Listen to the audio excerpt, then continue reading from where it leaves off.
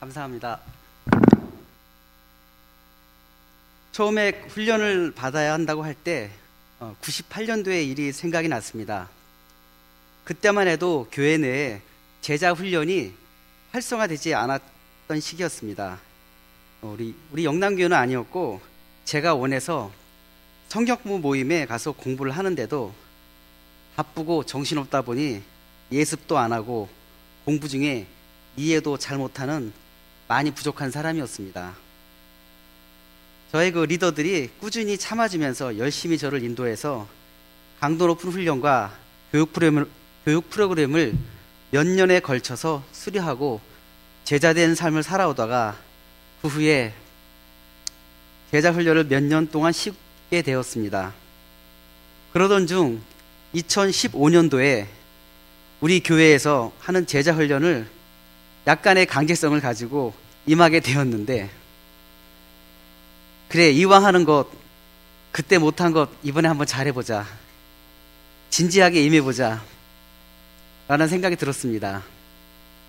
아무리 피곤해도 공과 예습을 하고 성경 말씀을 상고하고 내 삶에 적용하는 큐티를 하면서 그동안 잊고 지냈던 생생한 하나님과의 관계를 삶 속에서 느낄 수 있었습니다. 제자훈련 과정 중에 하는 큐티를 하다 보면 성경 말씀을 하나하나 꼼꼼히 읽고 분석하고 적용하게 되는데, 단순히 말씀을 정독하는 것도 유익이 있지만 말씀을 깊게 보게 되면서 그동안 이해하지 못했던 부분도 이해가 되고 성경을 넓게 그리고 역사적인 배경을 가지고 보게 되면서 굉장한 유익이 있었습니다. 그리고 모르는 부분은 목사님께서, 저희를 가르쳐 주신 목사님께서 아주 시원하게 명쾌하게 풀어주시면서 많은 성장을 할 수 있었습니다. 제가 알기로는 지금 계신 교회 목사님들이 교계에서도 굉장히 성경적인 지식이 많은 분들로 알고 있습니다. 왜 이분들을 쓰지 않습니까, 우리는? 이분들이 하는 성경 공부 모임에 적극 참여하십시오. 목사님을 더욱 목사님 되게 하는 것은 그분들로 하여금 성경 말씀을 가르치고 배우고 하는 데 집중하도록 하는 데 있을 것입니다. 듣기로는 내년에 큐티 모임을 한다고 하는데 설레고 기대가 됩니다. 혼자서 하다 보면 이해도 안 되고 다른 사람들의 좋은 생각과 습관을 배울 기회가 적습니다. 교회 교육은 관계 속에서 말씀이 임할 때 폭발적으로 성장한다고 합니다. 직분 있는 분부터 초신자까지 모두에게 유익이 있는 말씀 공부에 적극 참여하십시오. 1년, 2년이 지나고 나면 시작은 비슷했으나 분명히 부자와 거지로 신분이 달라질 것입니다. 저는 영남교회에 고등학교 때 출석했고 같이 훈련을 받은 나머지 김용호 집사, 이석연 집사, 김병구 집사 다 구구역이네요. 훌륭한 구역 같습니다. 이 세 분은 결혼 즈음에 교회에 출석하게 된 것으로 알고 있습니다. 제가 이 이야기를 하는 이유는 개신교가 어렵고 위기가 오고 있다고 하는데 우리만 바로 서고 전도하며 제자와 운동이 꾸준히 일어나고 말씀을 가르친다면 아무 문제가 없을 것으로 생각됩니다. 이제 우리가 해야 할 일은 배운 것을 실천하는 것이라고 생각합니다. 제자 훈련은 오래 꾸준히 해야 합니다. 저는 그 아동부 교사 출신인데 교사 잘해서 장가도 들었습니다.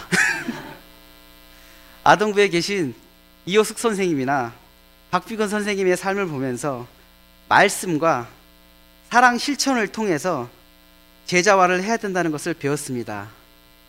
그래서 우리 기독교가 사랑의 종교인 것 같습니다. 끝으로 오랫동안 즐겁게, 정말 즐겁게, 그리고 탁월하게 말씀을 가르쳐 주신 안도헌 목사님께 감사합니다. 늦은 시간까지 같이 공부한 형제님들 감사합니다. 좋아하는 성경 말씀을 다시 한번 읽는 것으로서 인사를 대신하겠습니다.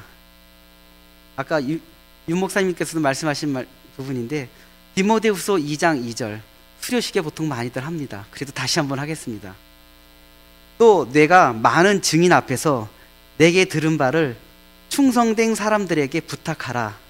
그들이 또 많은 사람들을 가르칠 수 있으리라. 할렐루야. 감사합니다.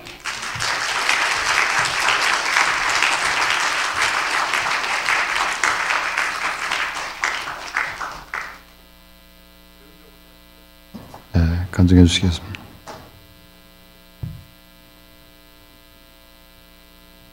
할렐루야. 많이 떨리지만 순종하는 마음으로 나왔습니다. 저를 우리 영남교회의 일꾼으로 일할 권사로 세워주시기까지 하나님께서 저를 이끄시는 과정에서 제가 깨달은 몇 가지를 말씀드리려고 합니다. 신명기 8장 2절에 이런 말씀이 있습니다. 이스라엘 백성들을 광야 40년 길을 걷게 하신 것은 그 명령을 지키는지 지키지 아니하는지 알려 하심이라. 이 하신 말씀처럼 우리 인생의 길도 이렇게 광야를 걷는 길이라고 생각합니다. 인생의 정답이 이 말씀 안에 있는데 저를 통해서 저와 또 많은 사람들이 이 말씀을 모르고 살아가고 있었습니다. 인생에는 어려운 고난도 있고 부유할 때도 있고 가난할 때도 있습니다. 이러한 많은 시간들을 다 겪어내면서 믿음을 잘 지키는 사람도 있고 하나님을 떠나는 사람도 있습니다. 그런데 하나님께서는 이러한 우리 모습들을 지켜보시고 또 판단하시는 것 같습니다.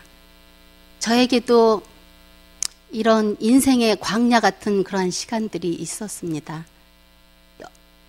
여러 가지 많은 일들이 있었지만 그 중에 한 가지를 말씀드리면 제가 살던 아파트 33평이 경매로 넘어가면서 저희 집 살림이 그야말로 길바닥에 나앉게 되었습니다. 이런 어려운 형편 속에서도 저는 하나님께 온전한 11조를 드리고 있었을 때 사단이 두 가지 질문으로 저를 공격해 왔습니다. 그 질문은 이런 것이었습니다. 너가 가정의 주부면 알뜰하게 살림해서 저축을 해야 되는데 너 지금 살림 잘하고 있는가? 하는 질문이었고 또 한 가지 질문은 너는 지금 노후 대책을 잘 하고 있느냐? 하는 질문이었습니다. 저는 이 두 가지 질문에 정말 아찔하고 또 움찔하면서 흔들릴 뻔했지만 정신을 차리고 사단을 이렇게 물리쳤습니다. 사단아 물러갈지어다. 나의 노후 대책은 나를 사랑하시고 나를 도우시는 살아계신 내 아버지 하나님이시다. 이렇게 사단을 물리치고 지금까지 온전한 11조를 드림으로써 저는 크고 귀한 것을 얻었습니다. 그것은 바로 재물보다 하나님을 더 사랑하는 믿음입니다. 그리고 저의 직업은 주일날 쉬면 안 되는 직업이었습니다. 그래서 저는 주일 예배를 드리기 위하여 내 믿음을 지키기 위하여 발버둥을 쳤을 땐 그런 시간들이 있었습니다. 오전 7시 예배가 있는 교회를 찾아가서 주일 예배를 드리는가 하면 직장 신우회에서 예배를 드리면서 저의 마음속에는 교회 공동체를 간절히 사모하고 있었습니다. 나도 언젠가 환경이 주어지면 주일날 온종일 교회에서 예배를 드리며 교회 봉사를 하리라.